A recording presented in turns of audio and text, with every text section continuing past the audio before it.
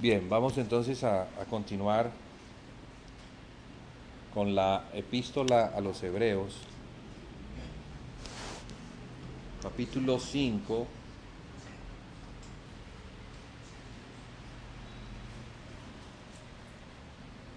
donde se advierte, hay un titulillo que dice advertencia contra la apostasía. Y se nos permite entender lo que es la apostasía, en este caso la apostasía de los hebreos.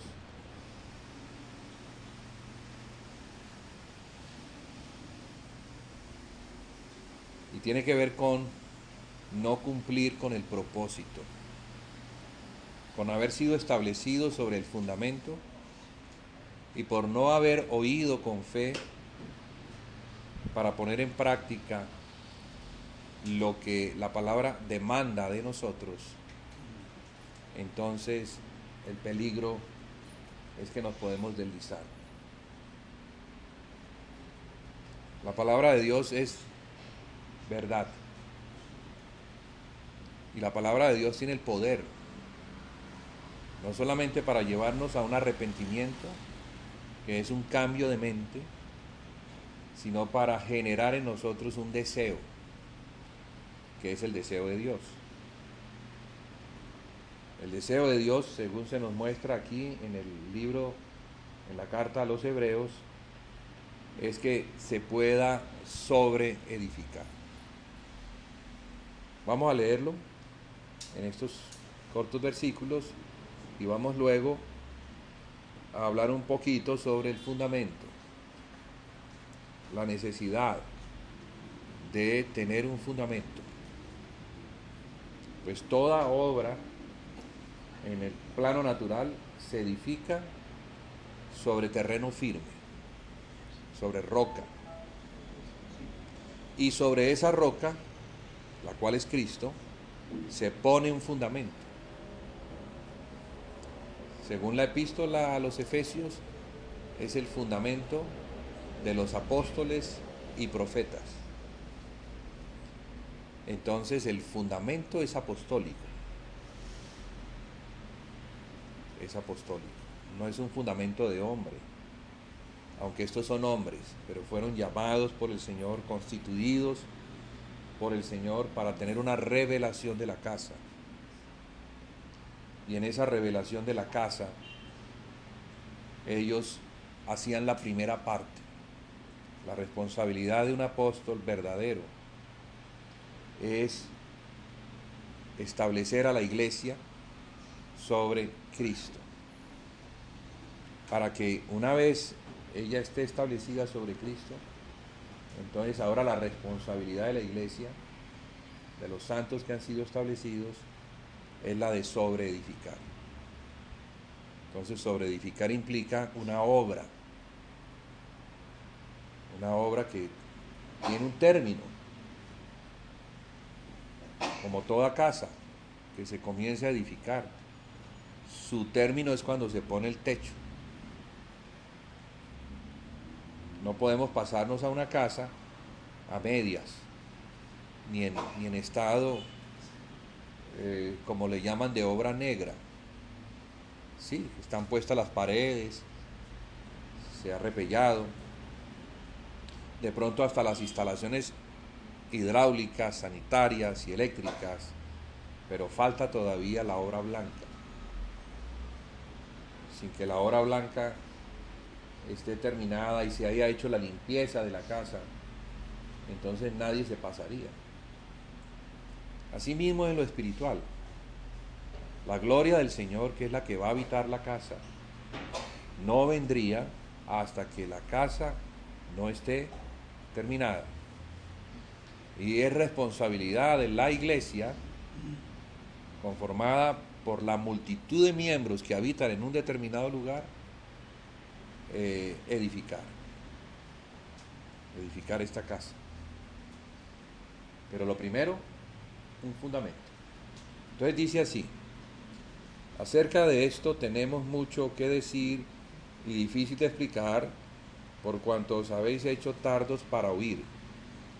porque debiendo ser ya maestros, después de tanto tiempo, tenéis necesidad de que se os vuelva a enseñar cuáles son los primeros rudimentos de las palabras de Dios. Y habéis llegado a ser tales que tenéis necesidad de leche y no de alimento sólido. Y todo aquel que participa de la leche es inexperto en la palabra de justicia, porque es niño. Pero el alimento sólido es para los que han alcanzado madurez, para los que por el uso tienen los sentidos ejercitados en el discernimiento del bien y del mal. Entonces lo que podemos ver aquí es que el fundamento es la leche. Es la leche. El fundamento no es el alimento sólido.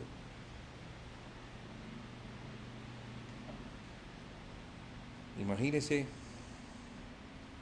si a un niño no le dan leche, un niño recién nacido, si no lo establecen sobre Cristo de una manera adecuada. Pues, ¿qué va a suceder con él? Se va a morir. Entonces, ¿qué pasa con nosotros cuando llegamos al Señor?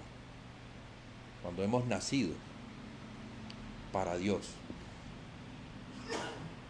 Pues debemos recibir la leche espiritual porque somos niños. Pues aquí se nos está mostrando la necesidad de establecer a la iglesia. Yo creo que el mayor problema histórico de la iglesia es que perdió el fundamento, se deslizó, entró por el camino de la apostasía. ¿Qué es eso? Lo que está mencionando aquí la carta a los Hebreos. Que en el capítulo 2 de los Hebreos es mencionado de esta manera. Por tanto, es necesario que con más diligencia atendamos a las cosas que hemos oído, no sea que nos deslicemos. Atendamos con diligencia. Entonces, el peligro es el deslizarse. Ya sabemos que históricamente eso es lo que ha ocurrido. Ya lo hemos mencionado en otras ocasiones, como Apocalipsis, que es un libro que nos muestra la revelación que Dios da a la iglesia. Qué tan importante es la revelación, porque sin revelación estamos ciegos. Revelación es cuando el velo se corre, cuando nuestros ojos naturales se abren para que los ojos espirituales puedan ver. Eso es revelación. Jesús dijo que había que nacer de nuevo para poder ver el reino de Dios. Pero también dijo que había que nacer del agua y del espíritu para poder entrar en el reino de Dios. Entonces son dos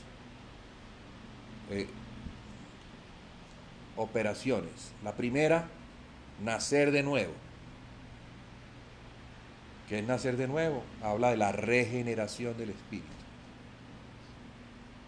Ese es el nacer de nuevo. Cuando nuestro espíritu, que se encontraba muerto en delitos y pecados, al oír el Evangelio y creer en la obra expiatoria de Cristo, creerle a Dios, entonces Dios nos perdona y nos da su espíritu. Para darnos su espíritu, tiene que regenerar nuestro espíritu. Por eso somos el templo del Espíritu Santo. Podemos decir entonces que el Espíritu de Dios mora en nuestro espíritu. Pero hay otra parte del ser humano que es el alma. Somos tripartitos. Y la salvación es, para que sea plena, no solamente debe ser del espíritu, sino que también debe afectar nuestra alma y finalmente, algún día, va a afectar nuestro cuerpo. En la glorificación de los cuerpos, promesa que el Señor Jesucristo ha hecho cuando Él venga, cuando Él regrese. Cuando regrese, entonces va a haber una resurrección en cuerpos de gloria. Entonces tenemos esas tres etapas de la salvación. La salvación de nuestro espíritu, que es la regeneración, y allí entonces somos hijos de Dios, tenemos el Espíritu de Cristo, somos hermanos porque participamos del mismo Espíritu. Y al participar del mismo Espíritu podemos tener comunión, no solamente con Dios y con su Hijo, sino entre nosotros, que es la comunión del cuerpo de Cristo. No se puede tener comunión si no se tiene el Espíritu Santo. No. Pero hay niveles de comunión. Y por eso entonces está el alma. Y allí el Señor Jesucristo, para hablar del alma, entonces dice: hay que nacer del agua y del Espíritu para poder entrar en el reino de Dios.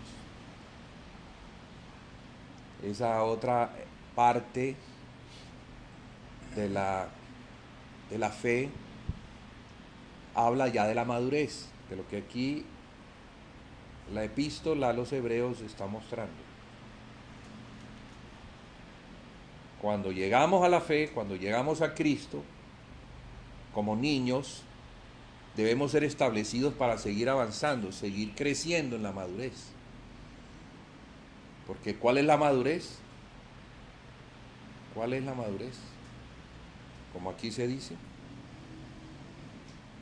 todo aquel que participa de la leche es inexperto en la palabra de justicia, porque es niño. Pero el alimento sólido es para los que han alcanzado madurez, para los que... Con estas gafas no puedo leer. Para los que por el uso tienen los sentidos ejercitados en el discernimiento del bien y del mal. Esa es la madurez. Cuando podemos discernir entre lo que es bueno y lo que es malo. Cuando tenemos estatura para juzgar. Mientras tanto, no vamos a saber juzgar.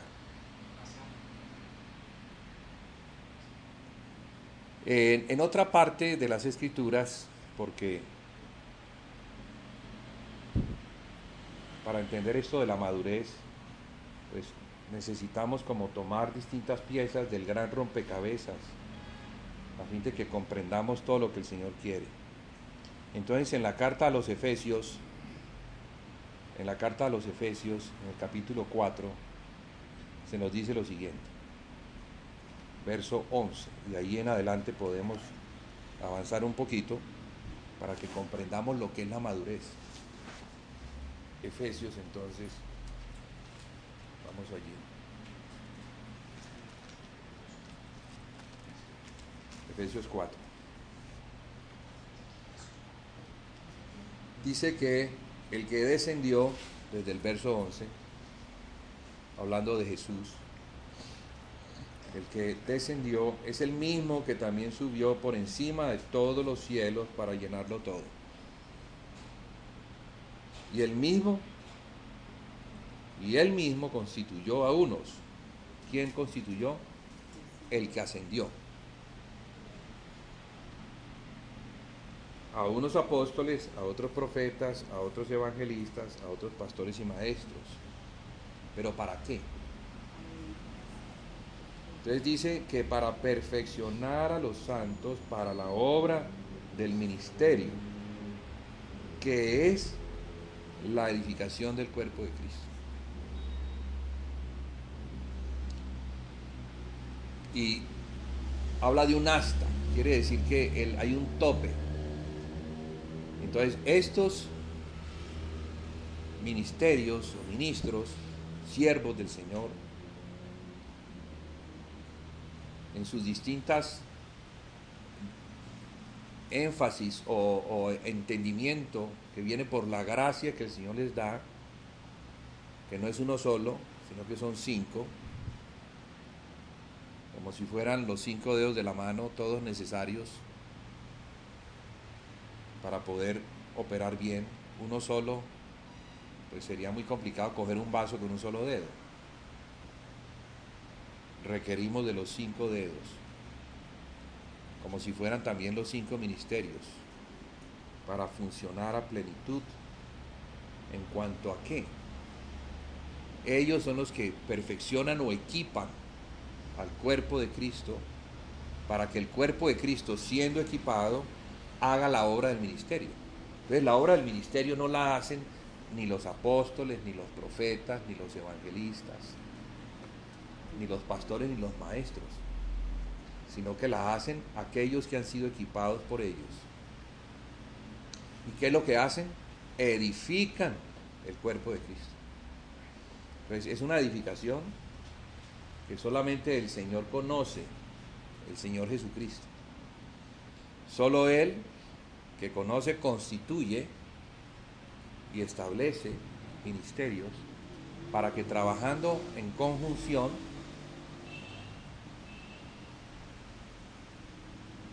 tengan esa responsabilidad de servir al cuerpo de Cristo.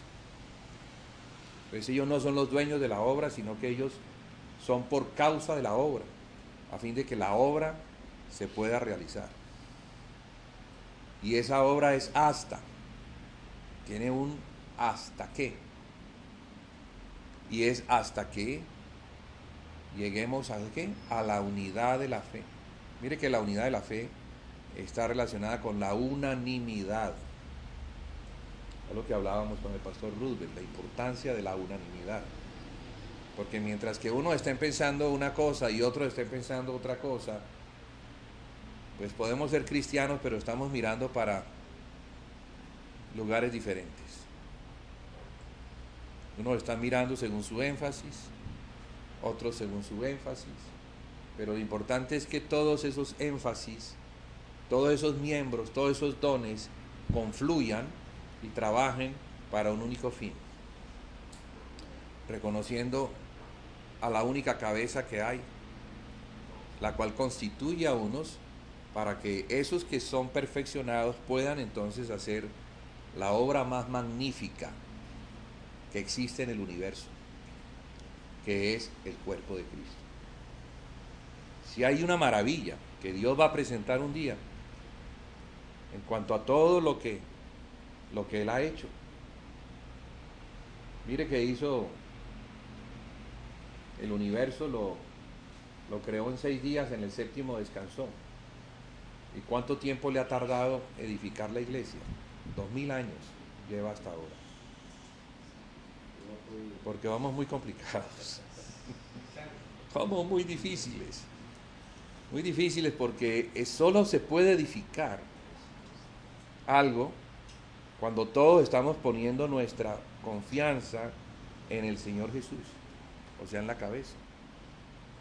Entonces tiene que surgir un arrepentimiento muy profundo para que reconozcamos que sin Él, sin las instrucciones que Él ha dado, sin el modelo que Él conoce, no se va a poder hacer lo que a veces llamamos iglesia.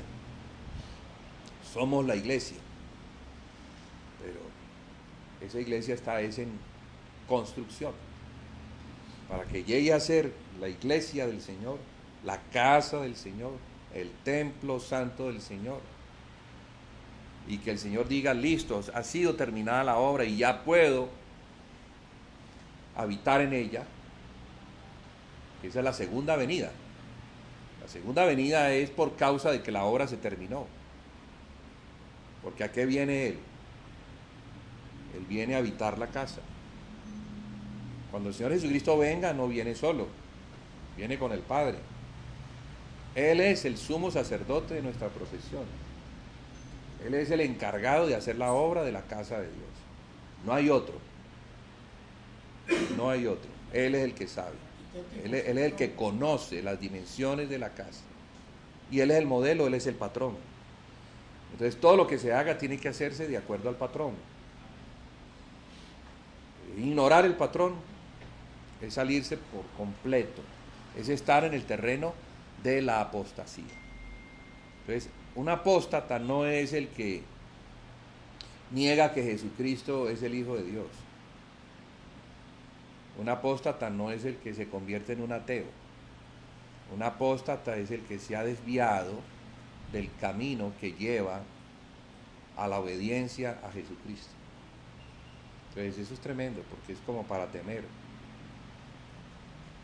Necesitamos es regresar al diseño, al patrón, y ponernos entonces firmes y reconocer qué nos hace falta para poder edificar lo que es lo mejor que Dios tiene, a donde nos incluye incluso a nosotros, porque lo mayor incluye lo menor. Si hacemos la casa de Dios, nosotros vamos a ser beneficiados, porque nosotros somos parte de esa casa. Pero si forcejeamos, si nos separamos, si nos dividimos y tomamos la obra en ignorancia, nunca se va a poder edificar. Entonces por eso es tan... estaba diciendo sobre el capítulo 4, que nos muestra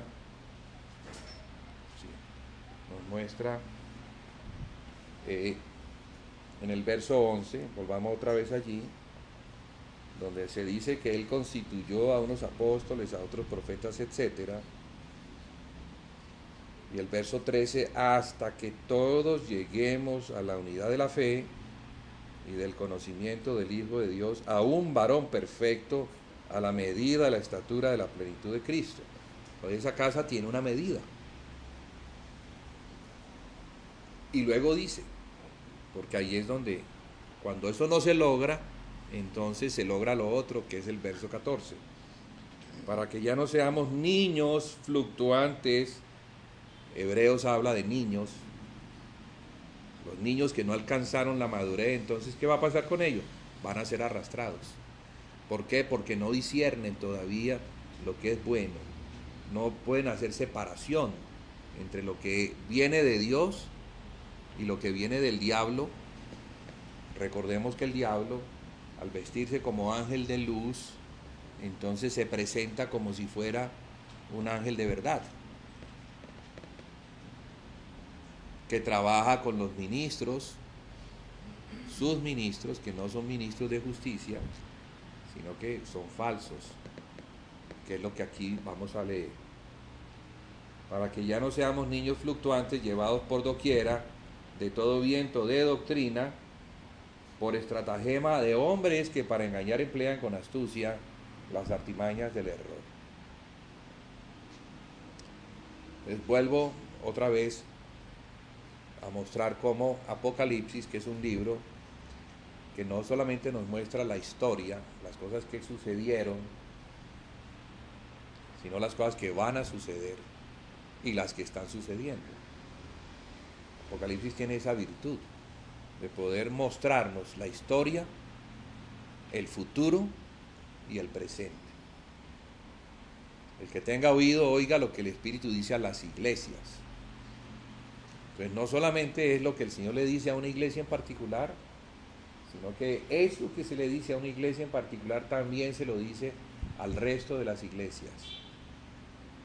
Y no son las iglesias históricas, es la iglesia en cualquier momento, lugar y en el estado en el que se encuentre, a lo largo de la historia hasta la venida del Señor Jesús. Pues allí, ¿qué es lo que vemos?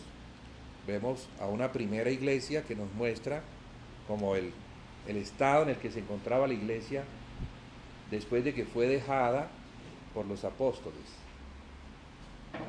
La iglesia de Éfeso. La iglesia de Éfeso, cuando la vemos en la carta que el Señor le escribe a esta iglesia, vemos el entendimiento que esta iglesia tiene para recibir una tremenda revelación acerca de lo que es la iglesia. Entonces, el Espíritu Santo no nos va a decir lo que no podemos recibir.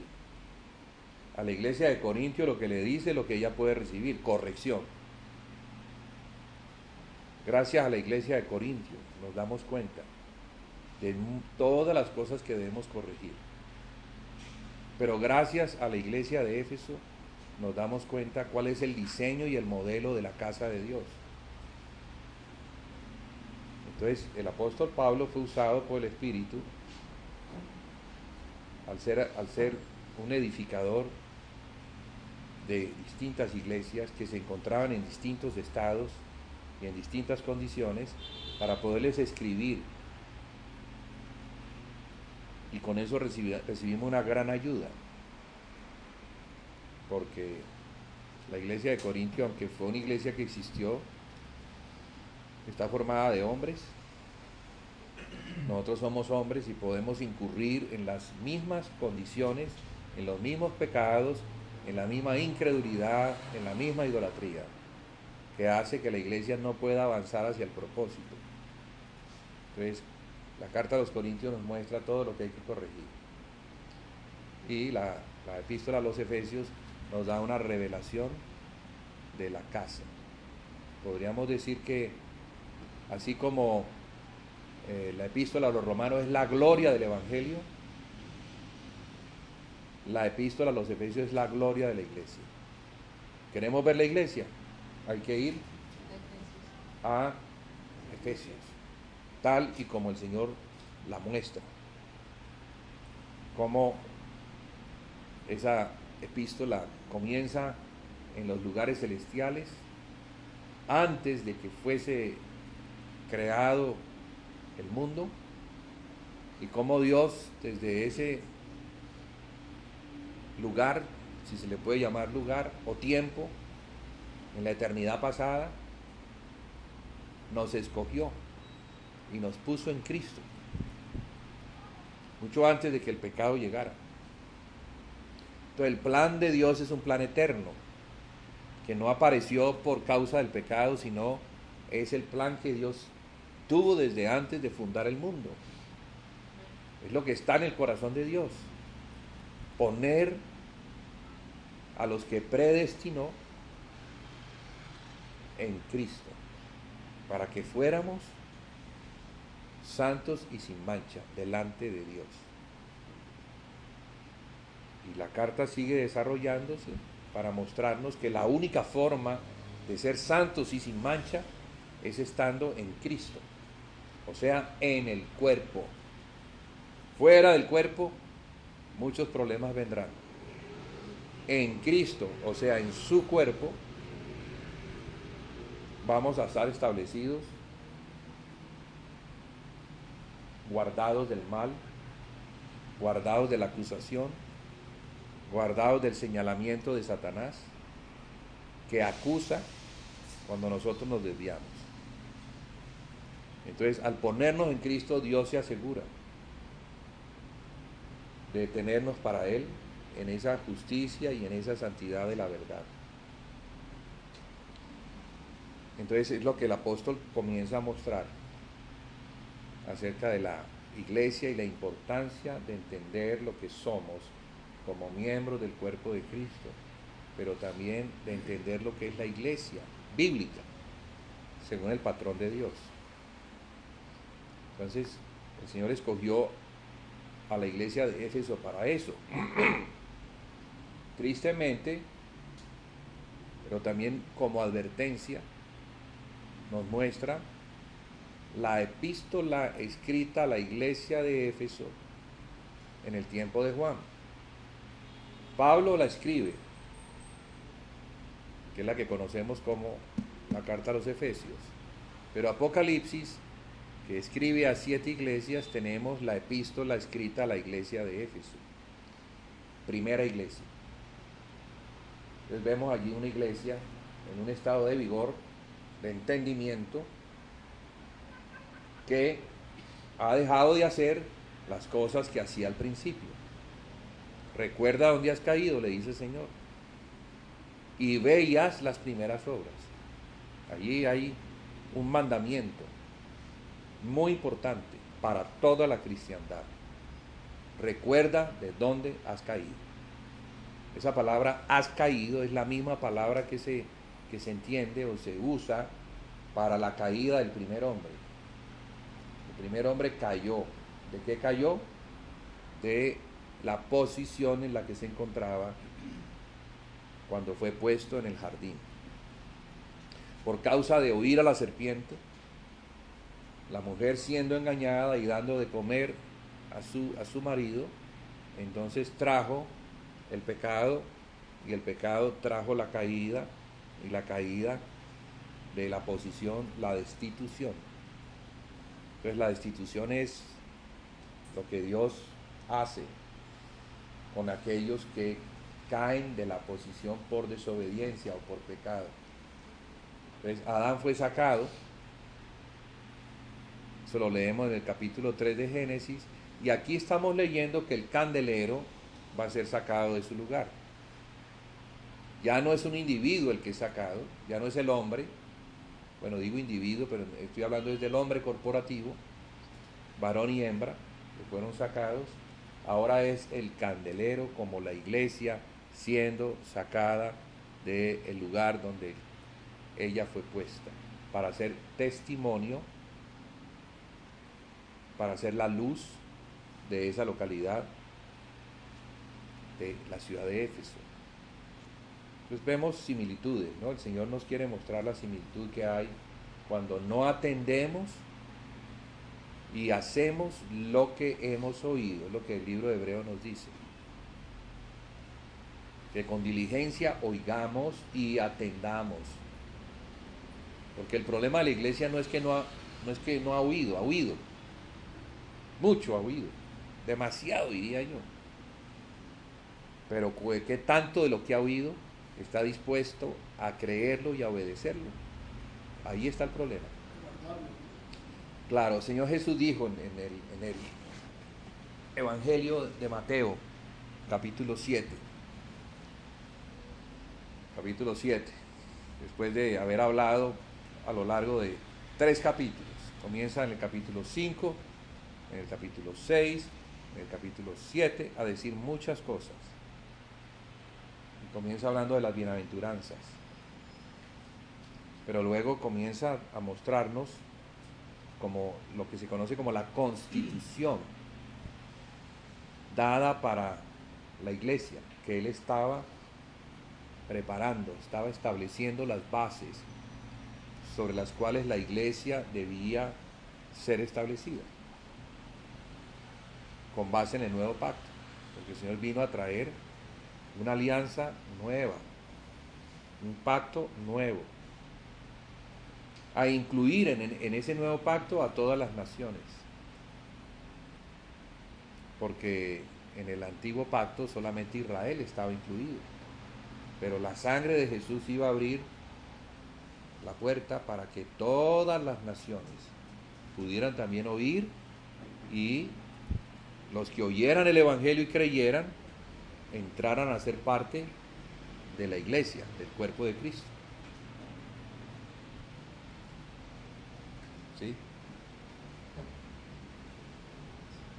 Entonces, ¿qué pasó? Ahí es la atención que debemos tener. Recuerda dónde has caído y ve y haz las primeras obras. ¿Cuáles obras? Mire que la iglesia hacía muchas cosas. La iglesia de Éfeso en ese tiempo hacía muchas cosas. Y cuando las leemos nos parecen que son obras muy justas, muy tremendas.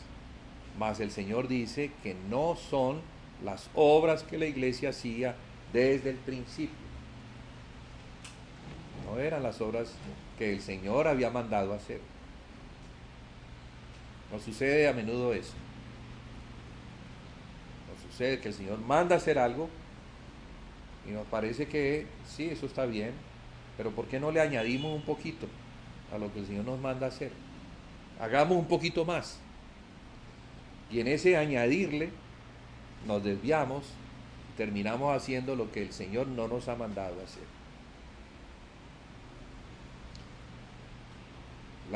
El Señor define la palabra iniquidad, es la palabra que se usa para todo aquello que se hace para Dios, pero que Dios no ha mandado. Saúl, ¿qué le mandó el Señor a hacer por medio del profeta? Que debía matar al rey Agag y todos los animales. No debía quedar nada, pero a Saúl le pareció que era mejor para la adoración conservar a los animales. Y cuando llega el profeta y oye el balido de los animales, se pregunta, ¿y por qué hay animales que están, en vez de estar muertos, están? Le pregunta al rey y él dice, no, es que al Señor le agradan los sacrificios, entonces pensé que era mejor no matar los animales, sino dejar estos animales para sacrificar, para adorar al Señor. Iniquidad. Algo para Dios, pero que Dios no mandó. Mucho de eso hacemos. Entonces por eso el Señor muestra en estas cartas, que son 7, yo conozco tus obras. Claro que el Señor Jesús sabe. Yo conozco lo que tú haces, pero tengo algo contra ti, que has dejado tu primer amor. Has dejado tu primer amor. El amor que está relacionado con atender al Señor Jesús como primera mano. Lo primero es atenderlo de Él, oírle y obedecerle. Entonces decía que Mateo 7 dice, todo el que oiga mi palabra y la haga, lo voy a comparar con una casa edificada sobre la roca. Pero todo el que oiga mi palabra y no la haga, lo comparo con una casa edificada sobre la arena. Entonces mire que el problema de nosotros no es el que no se nos ha hablado. Tenemos las escrituras, que son la voz de Dios. Tenemos los maestros, tenemos los profetas, tenemos los pastores. Y de cuando en cuando el Señor manda a alguien que habla y dice lo que debemos hacer. Hacer lo que Él manda hacer. Allí es donde está el asunto. Entonces, por cuanto la iglesia de Éfeso no atendió la voz del Señor, no regresó a las primeras obras, el candelero fue sacado de su lugar. Candelero es la iglesia. Y el candelero no está en el atrio, el candelero está en el lugar santo. Sirve para alumbrar el lugar santo. Y el lugar santo, entre los 3 lugares que constituían el tabernáculo de Dios, era el lugar que los sacerdotes hijos de Aarón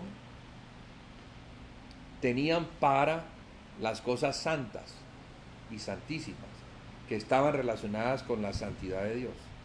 Entonces, ese lugar era única y exclusivamente para Dios, por causa de Dios, por causa de la santidad de Dios.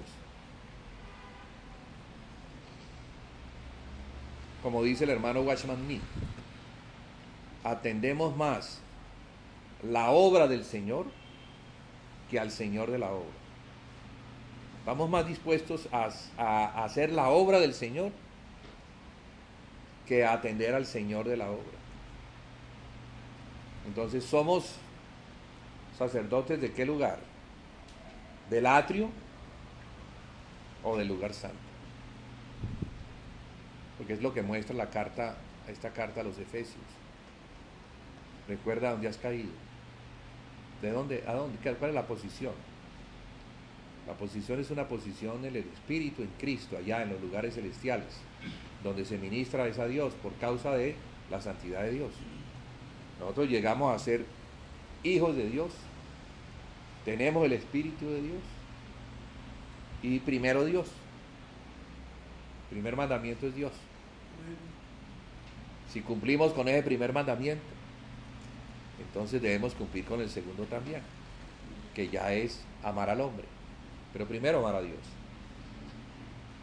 Entonces, has dejado tu primer amor, es que ya no se atiende al Señor Jesús como nuestro primer amor. Estamos en la obra del Señor, pero no estamos atendiendo al Señor de la obra. Entonces, el Señor de la obra, que es el que se mueve en medio de los candeleros, dice que va a sacar el candelero de su lugar. En otras palabras, va a sacar a la iglesia de esa posición y se la va a llevar afuera para que haga lo que quiere hacer. Entonces eso a mí me preocupa, me conmueve que el Señor sea tan claro y a la vez tan justo en cuanto a lo que Él exige de nosotros. O sea, no permite que nos desviemos ni un poquitico ni a la derecha ni a la izquierda. Si queremos ser entonces esa iglesia que primeramente está para ministrar a Dios. Entonces mire la concordancia de todas estas cosas. Porque aquí hay unas claves. Candelero. Si el candelero no estuviese en esa palabra, nos estaríamos preguntando, bueno, ¿qué significa el primer amor? ¿Qué relación tiene el primer amor con las primeras obras? ¿Cuáles son las primeras obras? Estaríamos perdidos. Pero las preguntas tienen su respuesta cuando entendemos lo que es un candelero. Entonces tenemos que ir a las Escrituras, donde se nos muestra que cuando la casa se hizo, cuando Moisés fue al monte y le fue revelada la casa del Señor, la cual trajo el diseño de la casa, y en Éxodo 20 muestra que las dimensiones que le fueron dadas deben ser las mismas, no puede haber ningún cambio. O sea que Moisés es un tipo de Cristo en cuanto a alguien que conoce las dimensiones, alguien que vio la gloria del Señor y trajo en esa gloria que vio, trae las dimensiones de la casa, y entonces él se convierte como el arquitecto que instruye a todos los que van a construir el tabernáculo. Pero dentro de las cosas que hay en el tabernáculo está el candelero, que sabemos que el candelero es colocado en el lugar santo para alumbrar un lugar que no es alumbrado por la luz del sol, sino por la luz del candelero.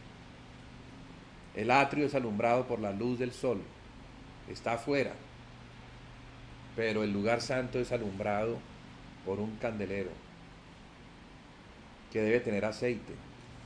Entonces nos habla del Espíritu Santo. 7 lámparas que nos hablan de la plenitud del Espíritu. Entonces por eso cuando el apóstol Pablo habla de que la iglesia es la plenitud de aquel que todo lo llena en todo, él entiende estas cosas y sabe que la iglesia es la que tiene la revelación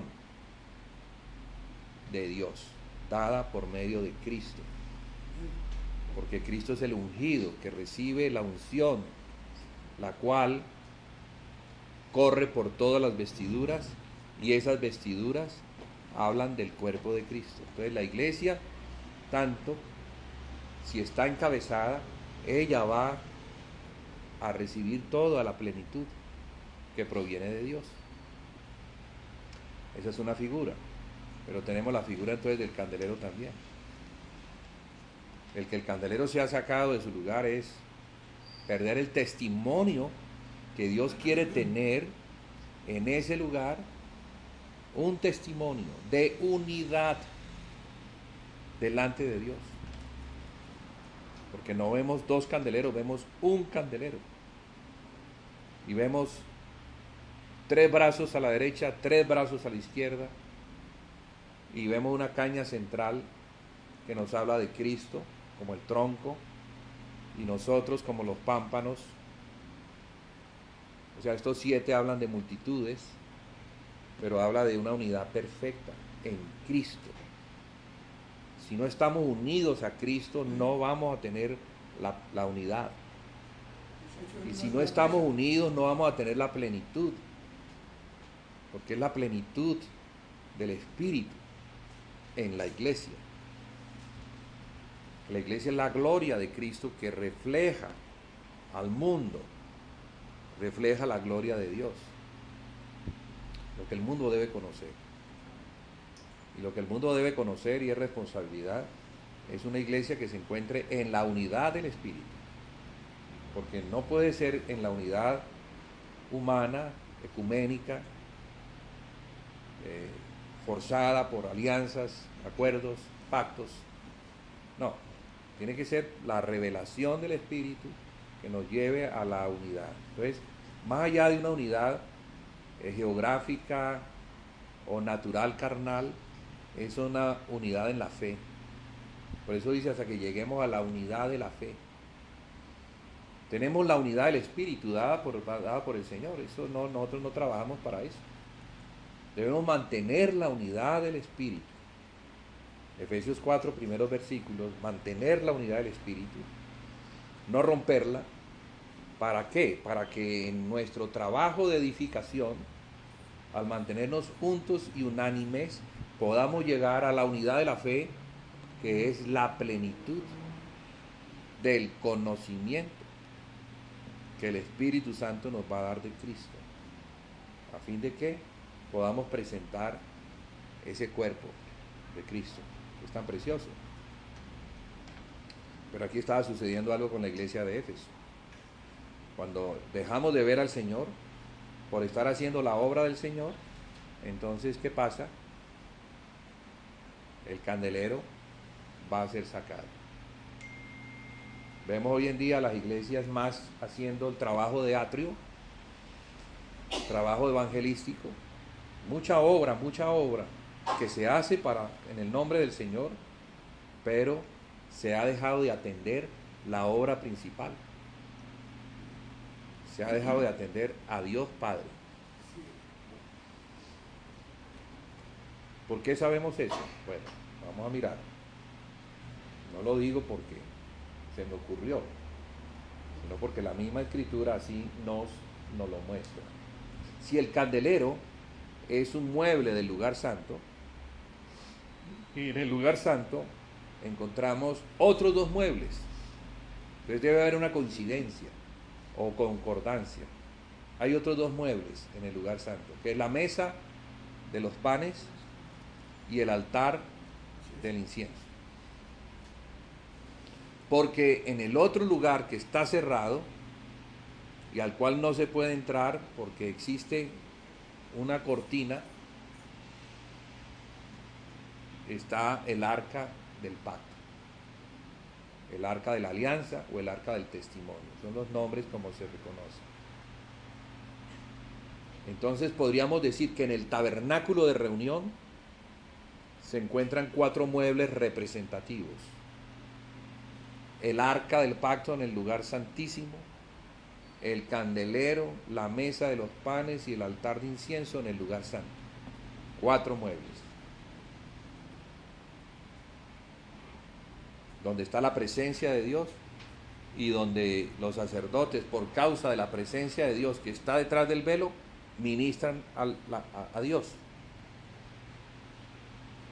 Bien, recuerda dónde has caído, ve ya las primeras obras. Vamos al libro de los Hechos, donde están las obras. Esas son las obras de la iglesia. Gracias a Dios a ese libro le pusieron Hechos. Le hubieran colocado otro nombre, nos sería muy difícil entender. Porque las otras epístolas también hablan de los hechos de las iglesias.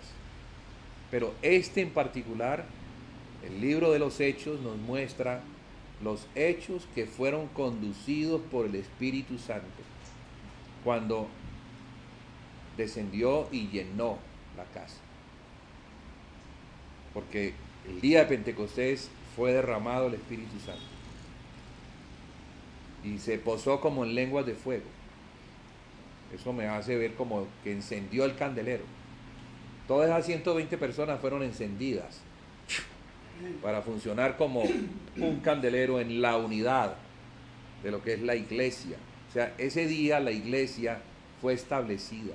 La iglesia de Jerusalén fue establecida. Entonces debe haber una manifestación como la iglesia de Jerusalén, y la vamos a encontrar en el capítulo 2. ¿Y cómo comienza la iglesia de Jerusalén? Ese mismo día, cuando Pedro sale y da un discurso, y en ese discurso muchos de los que están oyendo el discurso son convencidos por el Espíritu y por las palabras de Pedro, de que ellos crucificaron al Señor de gloria, al Señor Jesucristo, a quien el Padre había levantado y había sentado a su diestra. Preguntan, ¿qué hemos de hacer, hermanos? ¿Qué hemos de hacer, varones? ¿Qué hemos de hacer? Pedro les dice qué deben hacer. Se deben arrepentir, se deben bautizar para que puedan recibir el perdón de pecados y el Espíritu Santo que viene como consecuencia. Y lo que sigue a continuación nos muestra algo muy precioso. Dice que los que fueron añadidos, porque se añadieron más de 3,000 personas, perseveraban. Ahí están las obras. En lo que la iglesia perseveraba, o sea, obraba, y no obraba conforme a carne, sino que obraba conforme al Espíritu. Dice que perseveraban en la doctrina de los apóstoles, en la comunión de unos con otros, en el partimiento del pan y las oraciones. ¿Cuál es la concordancia, hermanos? ¿Hay alguna concordancia con Éxodo 20? La doctrina de los apóstoles era presentar a Cristo. Los apóstoles eran como los sacerdotes que cargaban el arca y que llevaban la presencia de Dios. Y esa presencia de Dios ya sabemos que estaba en Cristo. Porque a Dios nadie le vio jamás, pero Jesús fue el que lo dio a conocer. Muéstranos al Padre y nos basta, le preguntan a los apóstoles, a mí me has visto. Y si me has visto a mí, has visto al Padre, porque el Padre y yo somos uno. Entonces quien ve a Cristo ve al Padre. Presentar a Cristo nos lleva a ver al Padre.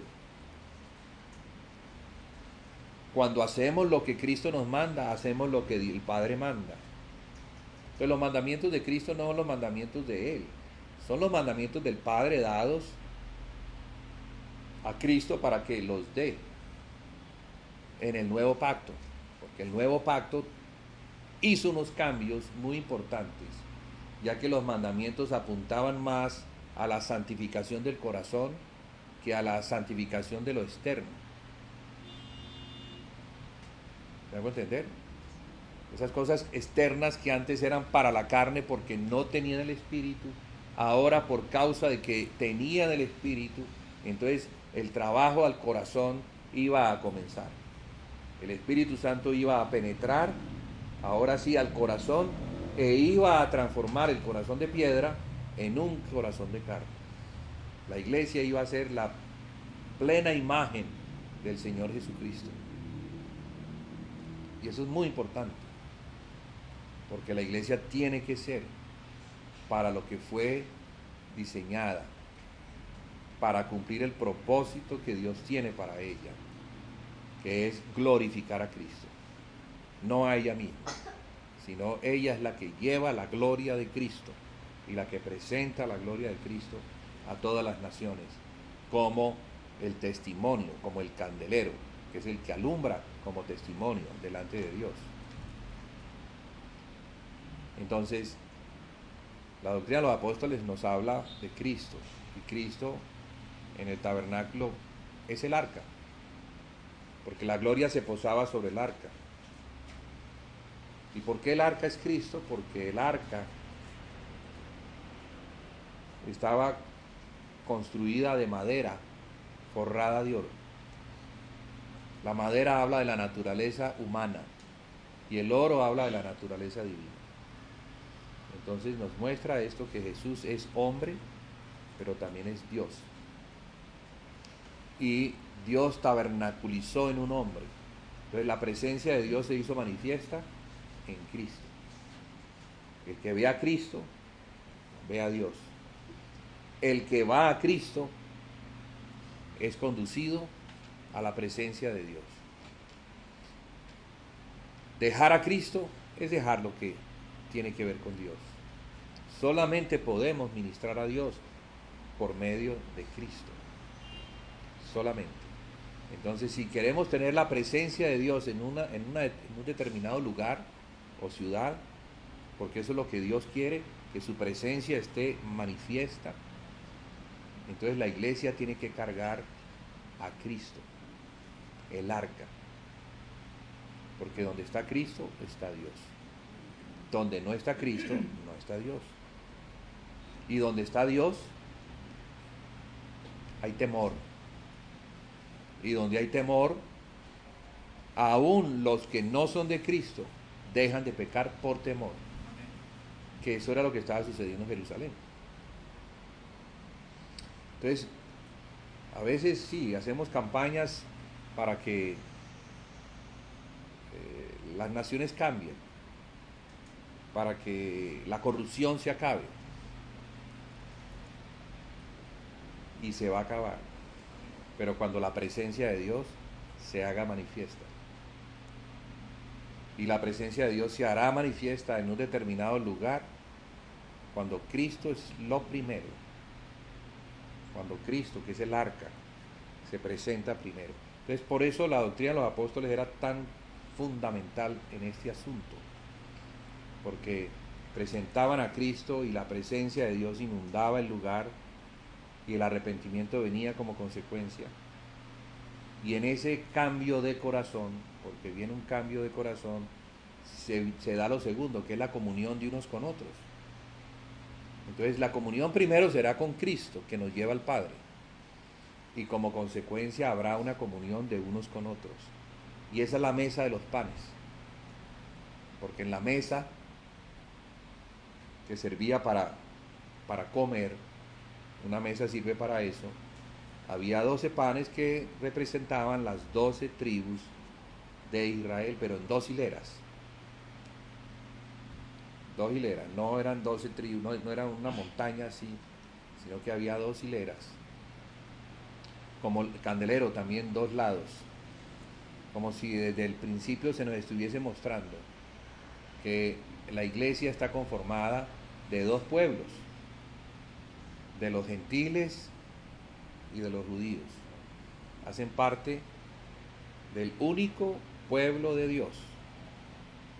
Porque la pared de separación que había y que impedía que estos pueblos se pudieran encontrar fue quitada por la sangre. Entonces la sangre reconcilió todo. La sangre reconcilió allá los asuntos que se tenían que reconciliar en los cielos, en la tierra y debajo de la tierra. Entonces es por causa de la sangre que nosotros podemos ser hijos de Dios, podemos ser hermanos, nos podemos ver cara a cara, nos podemos abrazar. Se acabaron las distinciones, ya los asuntos que antes separaban a los hombres por clases, por castas, por razas, por culturas, por pueblos, todo eso absolutamente ha caído por la sangre que perdonó al hombre y reconcilió al hombre con Dios, haciendo la paz. Porque no podrá haber paz entre los hombres si el espíritu de la comunión no une a los hombres. O sea que el espíritu de la comunión es el resultado de que hemos sido perdonados por Cristo. Para que los pueblos ahora se reconcilien y se vean como hermanos y no estén peleando por territorios. No, es que tiene más que yo. El Señor le dio a Israel la tierra más pequeña, como para que no dijeran que como es el pueblo de Dios, entonces el Señor los prefirió y les dio los territorios más grandes. No, les dio la tierra más pequeña, para que ninguna nación se queje. No importa el tamaño de lo que tengamos, lo que importa es que seamos agradecidos con lo que Dios nos ha dado. Dios nos ha reconciliado. Entonces la reconciliación es porque Jesús nos perdonó en la cruz. Y si Jesús nos perdonó, entonces ¿quiénes somos nosotros para no perdonar? ¿Quiénes? ¿Qué derecho tenemos nosotros para retenerle perdón a alguien? Para decirle me debes algo, me lo tienes que pagar. Ninguno. La sangre pacificó, reconcilió, trajo la paz y unió. Entonces ese era el mensaje de los apóstoles. Por eso había comunión de unos con otros. Que no se puede tener una comunión de unos con otros a menos de que tengamos claridad en cuanto a lo que el Señor Jesucristo hizo en la cruz del Calvario. Porque entramos a eso por medio de la fe. Y la fe es el oír la palabra en cuanto a aquellas cosas relacionadas con las provisiones de la cruz. Que el Señor nos ayude a entender mejor lo que el Señor logró en la cruz del Calvario. Porque sin su muerte estaríamos perdidos del todo. Mire las naciones cómo están hoy en día. Porque han olvidado lo que el Señor Jesucristo hizo. Culpables, la iglesia. La iglesia es la columna y el baluarte de la verdad que tiene la responsabilidad de mostrarle al mundo quién es Cristo, quién es Dios. La luz del mundo y la sal de la tierra. Pero la iglesia debe ministrar en una unidad que no se vea desde afuera como una división, sino que los de afuera puedan decir, mire cómo se aman. No están divididos. Esa gente no está dividida. Esa gente en realidad tiene las cosas, todas las cosas las tiene en común. Porque así era al principio. Entonces, el arca trae la revelación de Cristo, la doctrina de los apóstoles trae el arca, que es la revelación de Cristo a nosotros, que nos lleva a la comunión de unos con otros, la mesa de los panes, el partimiento del pan, porque sin partimiento del pan, porque ¿qué es el partimiento del pan sino la proclamación de la muerte del Señor hasta que Él venga? ¿Por qué debemos recordarnos una y otra vez lo que el Señor hizo en la cruz para perdonarnos, para santificarnos, para separarnos y hacer de nosotros una nación santa? Un pueblo que el Señor adquirió por medio de la sangre, un sacerdocio real que es para Dios, un linaje que no es en el linaje de los hombres, sino en el linaje de Cristo. Se requiere entonces volver una y otra vez a recordarnos lo que el Señor Jesús hizo por nosotros. Comer su cuerpo, beber su sangre, y en cuanto a lo que eso significa, ¿no? Porque comer su cuerpo es participar de su cuerpo, lo cual indica que debemos reconocer a cada hermano o a cada persona por la cual Cristo murió como hermano. No debemos separarnos de nadie, sino tener una inclusión perfecta. Cristo nos incluyó por la sangre y nosotros debemos incluir a los hermanos porque Cristo los incluyó. Entonces la mesa nos recuerda eso y nos mantiene por la sangre, la sangre del nuevo pacto nos mantiene libres, nos perdona una y otra vez, nos recuerda que somos hermanos. Y luego vienen las oraciones que están relacionadas con el altar de incienso. Entonces por eso cuando el Señor le dice a la iglesia regresa a las primeras obras, esas obras estaban relacionadas con la adoración que se da en los lugares celestiales en el Espíritu a Dios. ¿Por qué? Porque si adoramos a Dios de la manera correcta, como debe hacerse, Entonces, estos sacerdotes que tienen comunión con el Padre se convierten en los profetas de Dios para ir a mostrarle a los hombres que están afuera: reconcíliense con Dios.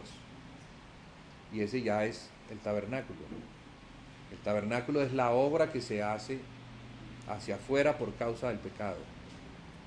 Pero para hacer la obra del tabernáculo y dar un verdadero testimonio de Cristo, de la salvación que es en Cristo y de la necesidad que el hombre tiene de ser reconciliado con Dios, primero uno tiene que estar en una comunión perfecta con el Señor. Entonces, todo esto para volver acá a lo de la epístola a los Hebreos, que nos muestra la necesidad de sobreedificar una casa que de verdad tenga las dimensiones que son en Cristo, para poder albergar a todos los que el Señor, porque el Señor murió por ¿cuántos? Por todos. Entonces, el Señor murió por todos los que habitan en esta ciudad. Otra cosa es que unos no quieran creerlo ni aceptarlo, pero todos en esta ciudad podrían hacer parte del cuerpo de Cristo. ¿Dónde los vamos a meter? Si eso llegara a ser una realidad. No hay un lugar en donde puedan ellos caber, a menos de que vivan en sus casas. Entonces, en esta ciudad, ¿en dónde viven los habitantes de esta ciudad? En sus casas. Entonces, perfectamente el Espíritu de Dios puede venir y habitar donde ellos están. Por eso es que en ese mismo capítulo de Hechos dice que ellos se reunían en el templo y en las casas. Pero no podemos decir que como se reunían en el templo, eso nos da disculpa para tener templos. No, el templo era el lugar público, a donde ellos iban a dar testimonio y donde evangelizaban. Pero las casas eran el lugar donde más de 3.000 personas, porque de entrada el primer día se añadieron 3.000 personas y luego se siguieron añadiendo y la iglesia fue creciendo. Pero no hay ningún problema para que una iglesia de 1.000.000 de personas se pueda reunir en las casas, porque ahí es donde ellos viven. No vamos a gastar fortunas construyendo un templo para reunir a 1.000.000 de personas para ser habitado una vez a la semana. Es que ni el estadio sería suficiente para reunir 1.000.000 de personas en esta ciudad. No, claro, no, porque somos el templo. Entonces, ¿dónde está el Señor? Donde estamos nosotros. ¿En dónde está la casa de Dios? Donde estamos nosotros. Entonces, es muy normal que el mismo Señor vino a romper esos paradigmas religiosos cuando lo vemos entrar al templo, pero el templo no era el sitio que a él más le gustaba. Ahí podemos leer y nos damos cuenta que no era un sitio que él frecuentara mucho, porque lo habían convertido en una mercadería, siendo que el templo era una casa de oración, se había convertido en una cueva de ladrones. Pero sí lo vemos reunirse muy frecuentemente en las casas de las personas que le abrían, lo invitaban y él llegaba, y allí era donde él enseñaba, donde predicaba el evangelio del reino, donde iba discipulando poco a poco. Entonces era muy, muy normal que los discípulos que lo vieron enseñar de esta manera luego mantuvieran ese modelo de creer que la presencia de Dios o la omnipresencia de Dios no la podemos nosotros limitar. No podemos encerrar a Dios en un lugar geográfico, sino permitir que Dios habite donde quiera habitar. Y allá es donde donde la sangre ha limpiado y el Espíritu ha hecho su morada, allá es donde está el Señor. Entonces, ¿cómo podrá hacer eso? Una iglesia como la de Jerusalén, que tenía en muy pocos días más de 10.000 personas, ¿cómo se iba a manejar? Y además dice que tenían todas las cosas en común, que ninguno decía esto es mío, sino que partían el pan, comían con alegría y sencillez de corazón. Entonces había una vida práctica de iglesia muy familiar, muy de hermanos, muy como el Espíritu quiere que seamos, ¿no? Que seamos así, a volver otra vez como al principio. Recuerda donde has caído y ver cómo la iglesia ministraba a Dios, porque eso es lo que Jesús dice en Mateo capítulo 5. Dice que somos la luz. ¿Y la luz cómo se manifiesta?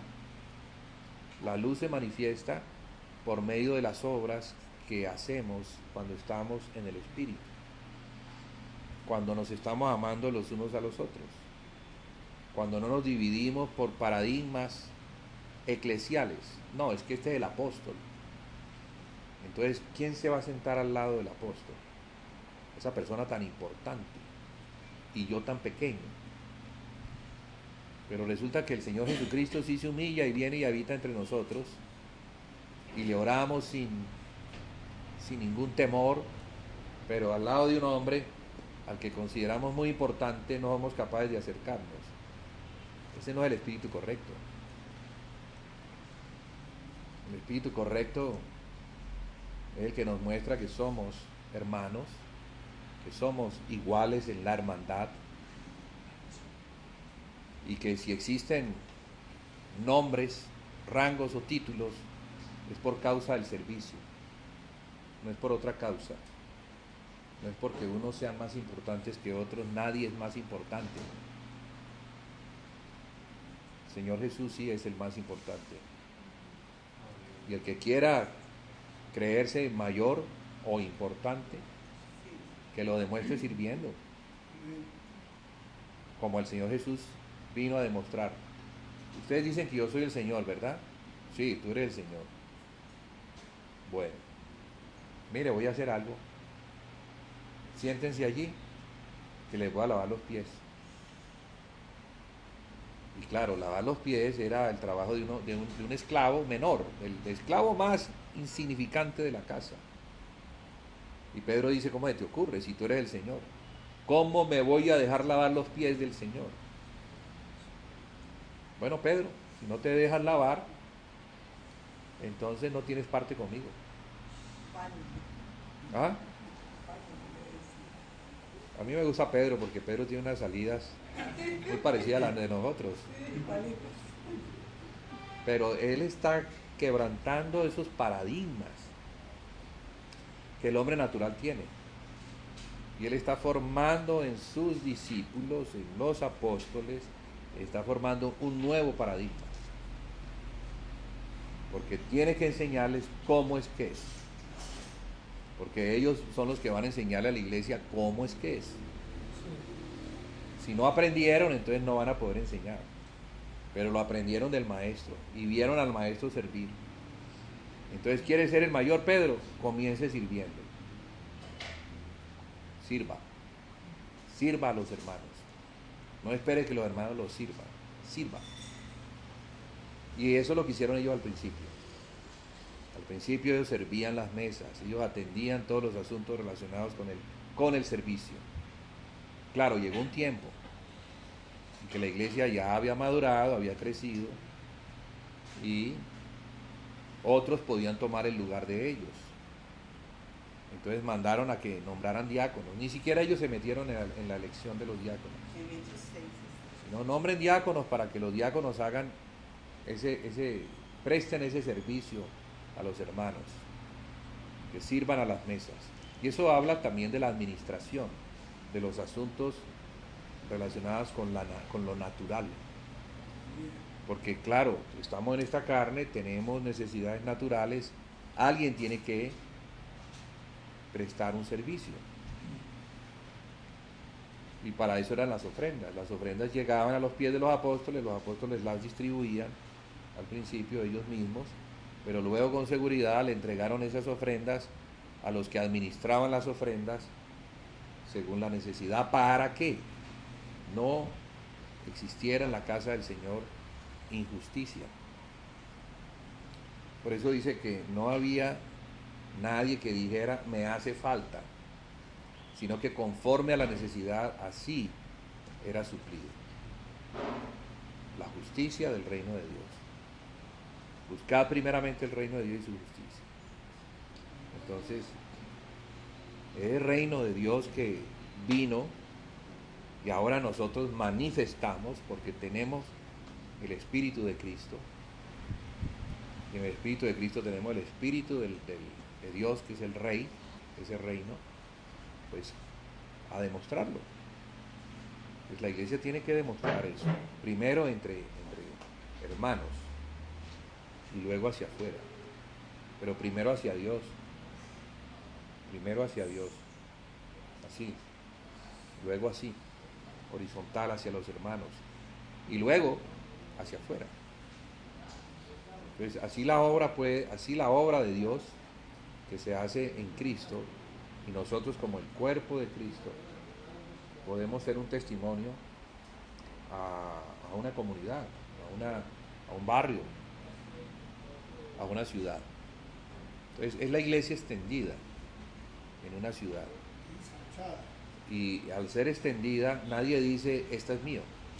No, como la iglesia se reúne en mi casa, entonces pongámosle un nombre a eso. Ahora se va a llamar la iglesia de Julián, porque se reúne en la casa de Julián. No. Sigue siendo la iglesia del Señor Jesucristo, que se reúne en la localidad de Cali. De esa forma entonces evitamos dueños de la iglesia y dejamos que el dueño siga siendo el dueño, o sea, el Señor Jesús.